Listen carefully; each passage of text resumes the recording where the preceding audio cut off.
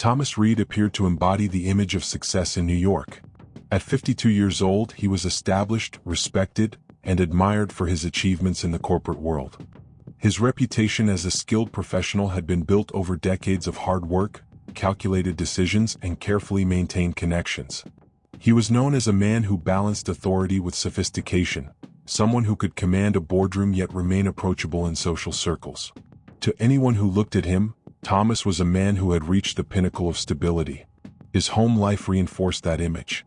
He lived with his wife, Catherine, in an elegant residence located in one of New York's well-positioned neighborhoods. The house symbolized prosperity and order. Well-furnished, meticulously maintained, and frequently visited by friends and family, it was a showcase of the life many envied but few attained. Catherine managed the household with precision. Her devotion to structure and tradition was evident in every detail, from how gatherings were organized to how she spoke about family responsibilities. Catherine herself was a figure of discipline and devotion. She came from a background where religion and honor were deeply ingrained. To her, marriage was more than companionship. It was a vow, sacred and unbreakable. Her sense of duty extended beyond her personal feelings. It was tied to the reputation of her family and her standing within her community. Divorce, in her view, was a betrayal of that vow, a disgrace that could not be justified regardless of circumstance. She believed in preserving the sanctity of marriage, even if it meant enduring challenges. For many years, Thomas complied with this life. He upheld the image of a faithful husband and reliable provider. He gave Catherine little reason to doubt him.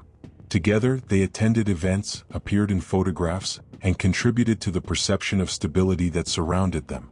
To neighbors and acquaintances, theirs was a marriage of strength, one that had endured through decades of partnership. But behind the facade, Thomas's reality was shifting. The corporate environment where he thrived introduced him to new people and new influences. Among them was Stephanie, a younger colleague who stood out for her ambition and energy. She carried herself with confidence, eager to learn and advance in her career. Thomas noticed her dedication, and what began as professional respect gradually evolved into personal interest. The connection between Thomas and Stephanie grew with time. Conversations extended beyond work. Meetings became opportunities for private interactions. The thrill of secrecy fueled their bond. For Thomas, Stephanie was a stark contrast to the structured, traditional presence of Catherine. She represented youth, freedom, and passion, qualities that reignited feelings he thought had faded long ago. What started as subtle attraction transformed into an affair that neither resisted. This affair created a double life. In one world, Thomas remained the respected husband, appearing at Catherine's side in public. In the other, he pursued a hidden relationship with Stephanie, indulging in the excitement of forbidden love. The duality demanded careful planning and secrecy, but it also gave Thomas a sense of vitality he no longer found at home. Stephanie encouraged his desire for change. She did not want to remain hidden forever. She wanted commitment, recognition, and a future that placed her at the center of his life. The more Thomas immersed himself in this secret relationship, the more strained his marriage became. Catherine, focused on maintaining their reputation and fulfilling her religious duties, did not suspect the depth of her husband's dissatisfaction. She remained convinced that their marriage was unshakable, grounded in tradition and obligation. She resisted any idea that might challenge that belief. Divorce surfaced as the only logical option for Thomas. He imagined a life where he could separate from Catherine and start anew with Stephanie. But Catherine's refusal was absolute. For her, divorce was an unthinkable humiliation, a mark that would stain her family's honor. She rejected the idea entirely, leaving Thomas trapped between the life he had and the life he wanted. This rejection fueled his frustration. Each passing day deepened his resentment. Catherine's commitment to appearances became, in his eyes, a barrier to his happiness. What she considered virtue, he saw as stubbornness. What she viewed as faith, he interpreted as control. The household that once symbolized stability now felt like confinement. Stephanie's presence intensified this conflict. She pushed for change, unwilling to remain a hidden partner indefinitely. Her youth and ambition made her impatient. She envisioned a future where she could stand beside Thomas openly, not as a secret lover but as his wife. Thomas, equally consumed by the idea of freedom, began to see Catherine not as his partner but as an obstacle. This mindset marked a turning point. What began as dissatisfaction evolved into resentment, and resentment deepened into desperation. Catherine's refusal to divorce, her insistence on preserving reputation, and her unwavering religious stance became intolerable to Thomas. He no longer saw a path forward within the boundaries of legality and tradition. From the outside, nothing seemed unusual. Friends and neighbors continued to see Thomas and Catherine as the couple they had always known. They attended gatherings, maintained their routines, and kept up appearances. But beneath that image, Thomas was already transforming. His ambitions, his desires, and his secret life with Stephanie were pushing him toward decisions that would alter everything. Stephanie's influence was critical in this transformation. She offered validation to Thomas's frustrations, encouraging his belief that he deserved more than the life he had. Together, they built not only a relationship but a vision of a different future, one that required Catherine's absence. Catherine remained unaware of the extent of the threat around her. Her devotion to marriage and reputation blinded her to the growing danger. She stood firm in her refusal, confident that she was protecting the sanctity of her union. In doing so, she unknowingly set the stage for the conflict that would soon escalate beyond control. By the time the affair reached its full intensity, Thomas was no longer considering divorce as the only option. He had crossed the threshold from dissatisfaction into plotting.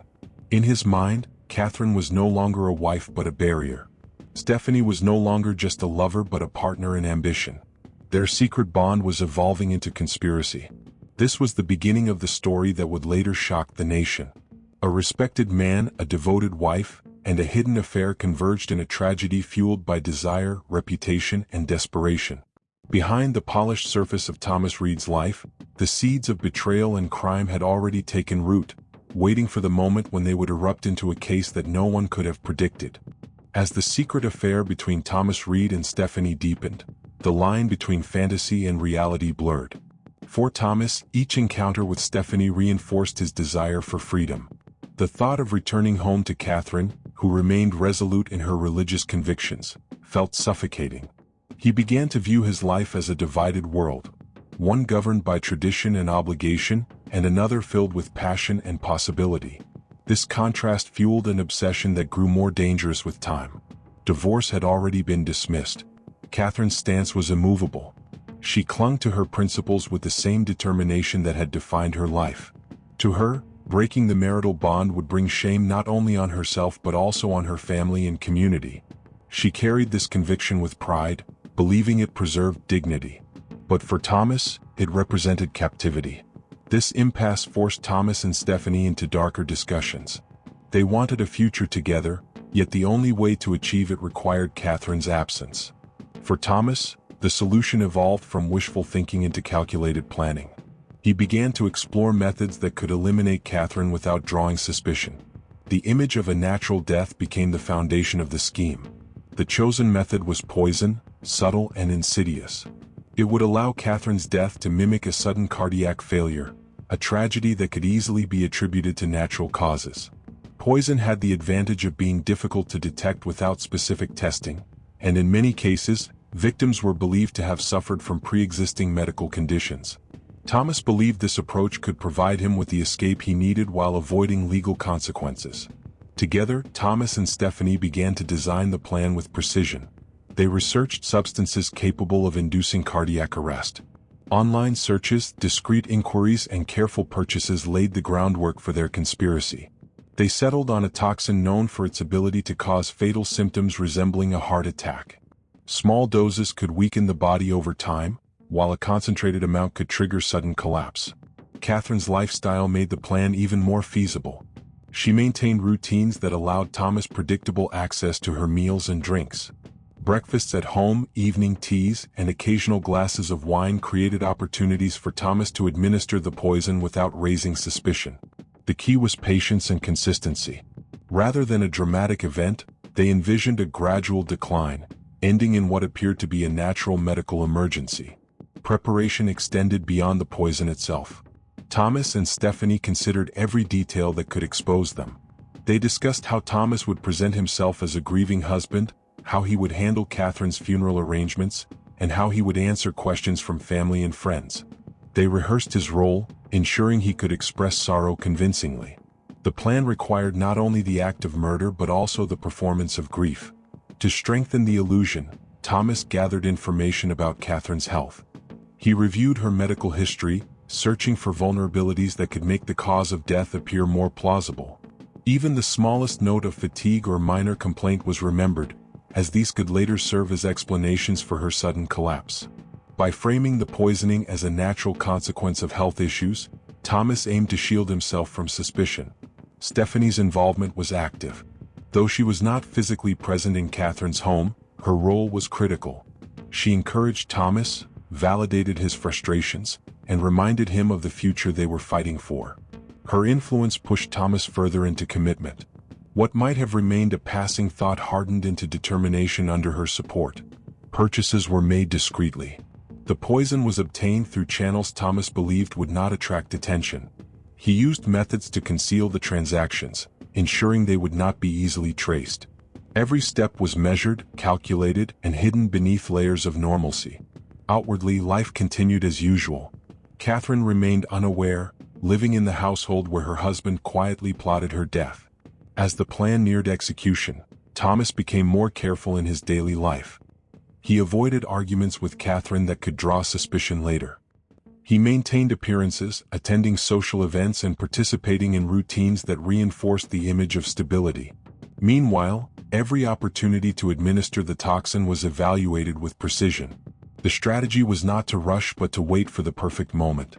The first attempts were experimental. Small doses were introduced, subtle enough to avoid immediate detection. Catherine occasionally complained of minor discomforts, fatigue, nausea, and unexplained weakness. To Thomas, these signs confirmed the poison was working. To Catherine, they were ordinary ailments, nothing alarming enough to warrant urgent medical attention. Her trust in her stable lifestyle blinded her to the possibility of foul play. Each stage of the plan emboldened Thomas and Stephanie. The more Catherine's health seemed to falter, the more convinced they became that success was near. They envisioned life after Catherine, marriage, freedom, and the end of secrecy.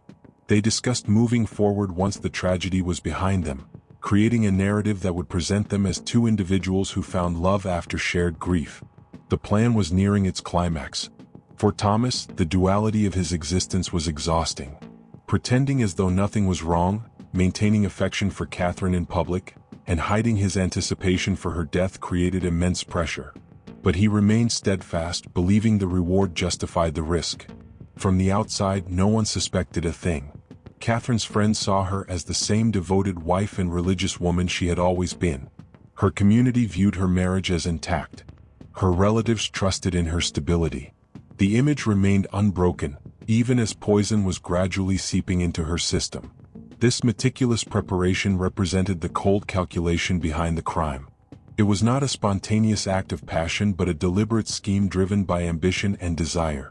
Every step, from researching the toxin to staging the grieving husband, was crafted with care. Thomas Reed, once a man admired for his discipline and success, had transformed into a conspirator plotting the death of his wife. The deadly plan was set in motion, and the countdown to tragedy had begun. Catherine, unaware of the betrayal within her own household, continued her life with the same devotion to faith and reputation.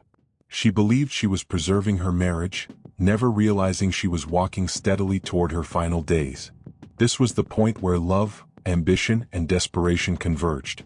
The affair that had begun as a secret indulgence had escalated into a conspiracy of murder.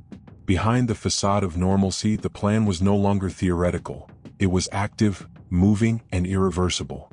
The plan that Thomas Reed and Stephanie had prepared for months was finally reaching its decisive moment. The small doses of poison that had been discreetly administered to Catherine had weakened her body gradually. She had experienced fatigue, occasional dizziness, and shortness of breath, symptoms that she attributed to age, stress, or natural health issues. To her, these were inconveniences, not warnings of something more sinister. Thomas had grown increasingly confident. Each minor sign of Catherine's physical decline reinforced his belief that the poison was working exactly as intended. The subtle introduction of the toxin into her daily routine had left no outward trace of tampering. Friends and family saw nothing unusual. Catherine herself carried on as normal, attending church, maintaining the home, and appearing by her husband's side. To the outside world, the Reed household was as stable as ever. The final act was executed on a quiet evening. Thomas had waited for the moment when circumstances aligned, ensuring privacy and minimizing the possibility of interruption. Catherine was at home, engaged in her routine. A drink, prepared as part of the evening, carried the fatal dose. The toxin, carefully measured, was enough to overwhelm her weakened system. Within a short time of consumption, Catherine began to falter. She collapsed suddenly, her body succumbing to the effects of the poison. The scene unfolded in the very home she had worked so hard to preserve as a symbol of stability and tradition. Thomas, maintaining his role, alerted emergency services, reporting what appeared to be a medical crisis. Paramedics arrived swiftly, responding to the call of a middle-aged woman in distress. They found Catherine unresponsive. Despite immediate efforts, their interventions proved futile. At 49 years old, Catherine was pronounced dead, the apparent cause a sudden cardiac arrest. To the medical team, her death appeared consistent with natural causes, especially given her age and the symptoms she had experienced in the weeks prior. Thomas played his part with precision. He presented himself as a devastated husband, overwhelmed by grief. His behavior aligned with expectations, and no immediate suspicion was directed toward him.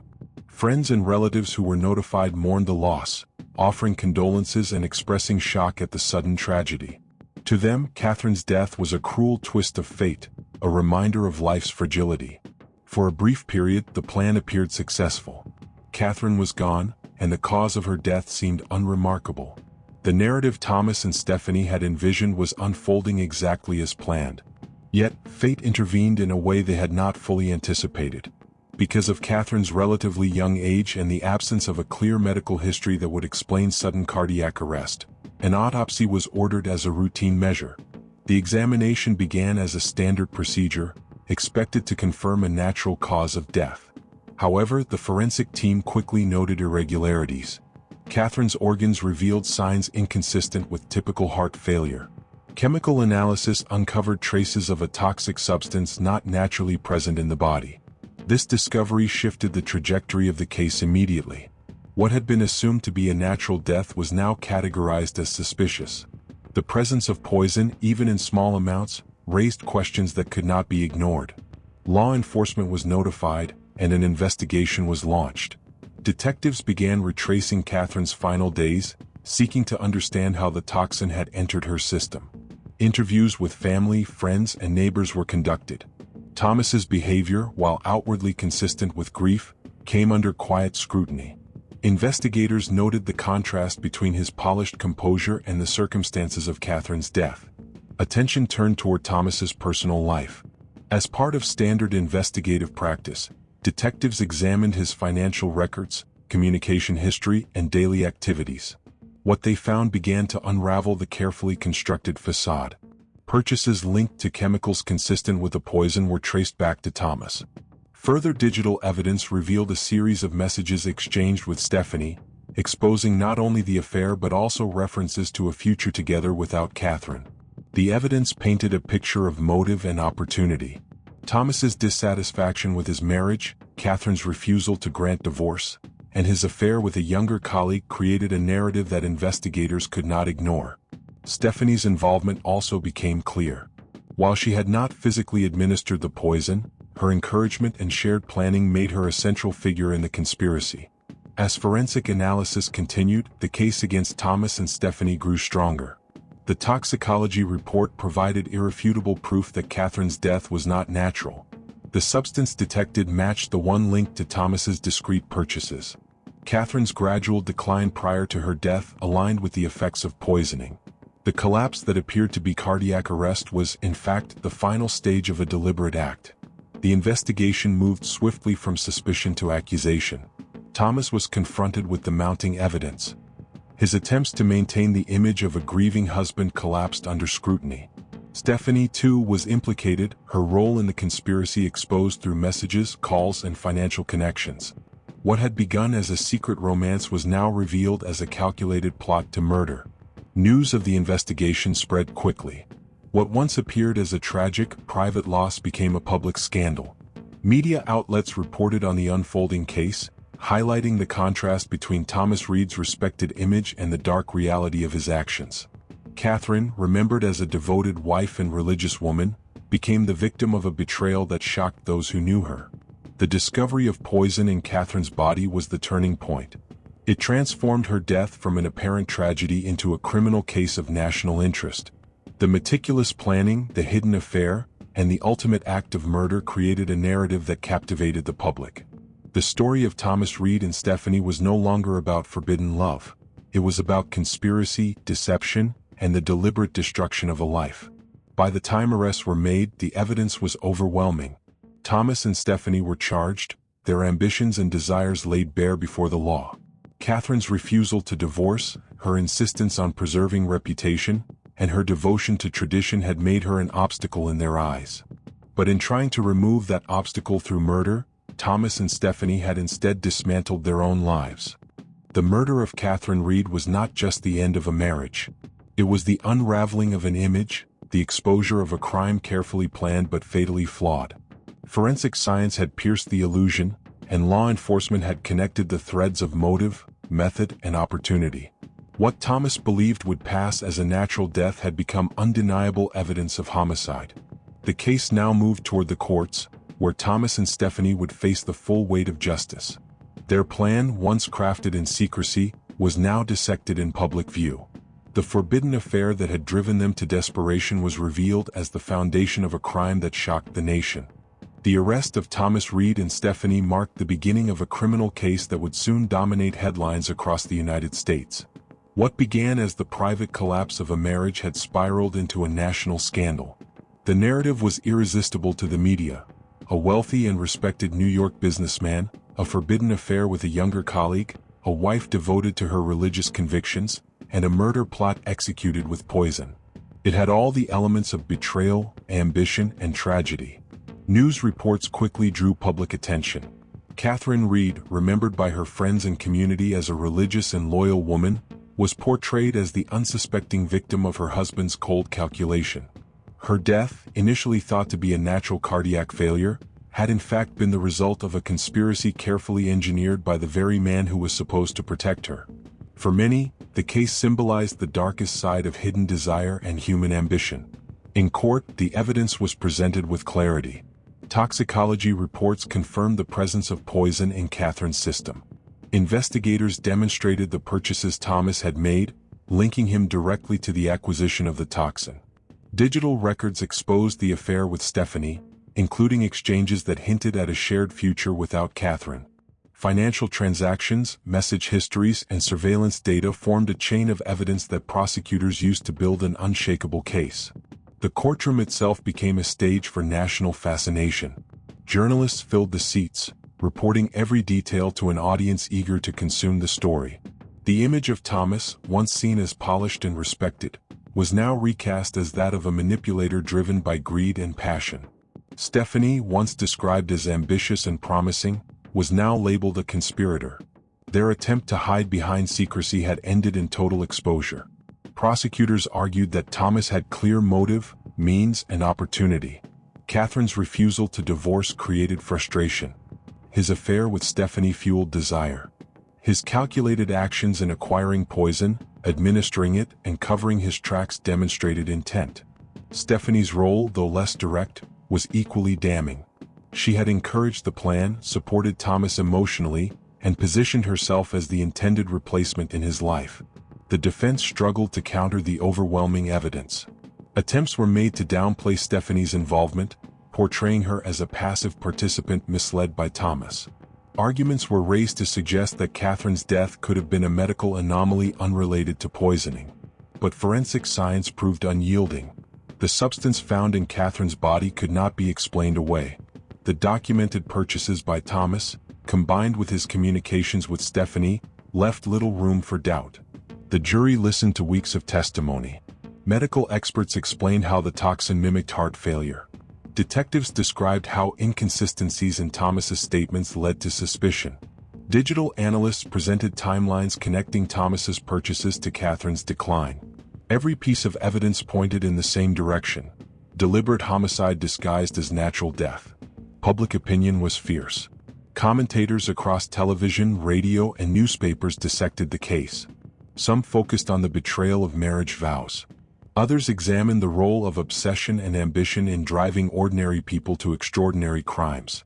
Many emphasized Catherine's unwavering devotion to her faith and family reputation, highlighting the tragedy of her trust. The story resonated not only as a crime but as a cautionary tale about the dangers of hidden desires and unchecked ambition. The verdict, when delivered, was decisive. Thomas Reed was found guilty of first-degree murder. Stephanie was convicted as an accomplice, her involvement undeniable despite her attempts to distance herself. Sentences were imposed that reflected the severity of their crime. What they had imagined as a path to freedom and love instead became a permanent separation behind prison walls. The fall of Thomas Reed became a symbol of how ambition and secrecy can destroy even the most carefully constructed lives. His name, once associated with respectability, was now synonymous with betrayal and murder. Stephanie, whose career had promised potential, was now remembered only as the woman who conspired in a crime of passion. Their attempt to rewrite their futures had instead ended them. For Catherine's family, the trial offered closure but not comfort. They mourned the loss of a woman whose devotion to her marriage and faith had defined her life. They struggled with the knowledge that her principles, which she believed preserved her dignity, had also made her vulnerable to betrayal. Her legacy was recast in the light of tragedy, a reminder of how trust can be manipulated and faith exploited. Nationally, the case continued to spark discussion. Analysts debated the psychology behind Thomas's actions, asking how a man with wealth, stability, and status could turn to murder. Others examined the dynamics of forbidden relationships, exploring how passion and secrecy can escalate into desperation. The use of poison, a method both ancient and modern, fascinated criminologists and journalists alike. The Reed case also highlighted the role of forensic science in modern justice. Without toxicology testing, Catherine's death might have been accepted as natural, allowing Thomas and Stephanie to move forward unchallenged. Instead, the precision of forensic analysis transformed suspicion into certainty, ensuring accountability for a crime designed to remain invisible. The legacy of the case was not confined to headlines. It entered true crime documentaries, books, and discussions in classrooms and legal circles. It served as an example of how personal ambition can override morality, how secrecy can collapse under investigation, and how justice can prevail even against carefully staged deception. In the end, the story of Thomas Reed was not about love but about destruction. His desire for freedom and passion blinded him to consequence. Stephanie's ambition bound her to decisions that ended her future. Catherine's devotion cost her life. And the nation, watching closely, was reminded once again that beneath polished surfaces, darkness can thrive.